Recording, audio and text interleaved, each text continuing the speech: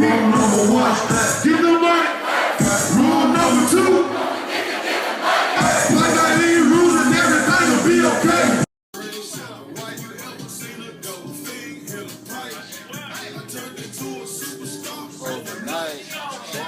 This is a story a lot of people want to know because they always wonder like how me and Dolph had a relationship. You know what I'm saying? Especially me being from Virginia and Dolph being from Memphis. Like, but I'm gonna go ahead and give y'all Dolph's, me, Glass, and young Dolph's story. You know, I had a chance to meet Dolph when I was 14 years old.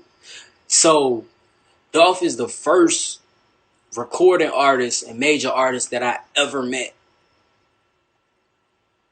which was shocking to me at the time because it's like, I don't really know rappers. Like, I wasn't even into music. Like, I wasn't even, Glass wasn't even thought of. It wasn't even nothing like that. But me meeting Dolph at 14, like, Izzy the producer, which is my brother, you know what I'm saying? He was producing for Dolph at the time, and at the time, he had hit me up like, hey, bro, I'm about to go to Richmond to go do a show. You want to come? Come with me type shit. And I'm like, I bet. I love the music shit, you feel me? I always been into the music, but I ain't really had no experience with music just yet until this night, really. You know what I'm saying? So, 14 years old, it's like 11, I want to say like 11 o'clock at night, you feel me? Bro, come scoop me. We head up to Richmond. I'm 14 years old. School tomorrow and everything. I don't know why motherfuckers let me win, but yeah. 14 years old, we head to Richmond. We go to this radio station. I'm not even sure what radio station it was or if it was even a real. I don't know. I was young, so excuse me. But 14 years old, we get to this radio station. I'm totally clueless. I don't know how none of this shit worked. How it goes, like, do we wait in the hallway? Do we go meet the rapper? Whatever. But we get to the door. By the time we get to the door to go into the radio station, they coming out. So as we going in, they coming out. So we meet. By that time, Dolph and Izzy already had a relationship, like already doing work together, mixtapes and shit like that. So it wasn't no like shocking thing type shit. Just early on for me, this is my experience. But meet him. I ain't really say too much word. Like, I'm a shy guy, so I was like, just observing everybody, seeing how this shit go and shit like that. But we go back to the hotel. We in the sticks. I'm talking about we in Richmond. Richmond straight sticks. If you don't know about Richmond, you got some good parts, but then you got some parts where it's totally like you in the trenches. You in the trenches. You hear me? It was one of them nights. Trenches nights. Dolph had he had a hotel. I think it was the Marriott. I'm not sure. I believe it was the Marriott, though. Cooler hotel. This was before Dolph really received any real success, by the way. He was just, making a name for himself, coming to Virginia away from Memphis. He was already had this shit with Gucci, you know what I'm saying, shit like that. So he was already building a name because Richmond knew about him. We go to the hotel. I got to meet my guy Caesar. I got to meet Jay Fizzle. I got to meet DJ Rocksteady. Dolph Cousin, like it was just real good vibes, homie vibes, like, and they was only there for, I believe, that night, you know what I'm saying? We in a hotel room just chopping it up, you feel me? Dolph fucking with me, like, what's up, little bro? Like, I fuck with you, like, oh yeah, you riding with brother night type shit. I'm fucking with you, little bro. Like, out of nowhere, he go get dressed. They do they shit getting ready for the show or whatever, you know what I'm saying? Dolph come back out. He like, hey, you want this? I'm like, it's some weed though. He like, you want this? It's about like 14 grams of weed. You know what I'm saying? They couldn't smoke the rest of it because they was hopping on a plane and shit after the show. I mean, he was hopping on a plane after the show or the night had ended or whatever. And so he offered me the 14 grams. And I'm like, I'm going to take that 14 grams. Now, mind you, I'm 14 years old. Young Dolph giving me 14 grams.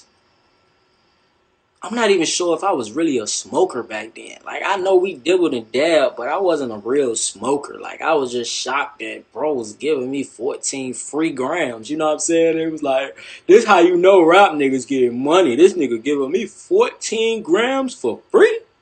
You damn right I'm gonna take it. Took that. That was pretty much the end of that. We got to listen to music, unreleased music. Just vibe out with Dolph. You know what I'm saying? Good guy. You know what I'm saying? Rest in peace to my boy, by the way. But good guy. We head to this club. Like, we go to this club. The club about 20 minutes out. It wasn't even a club. I'm lying. It was this rundown, hole in the wall ass type establishment. This how y'all know this shit was ghetto.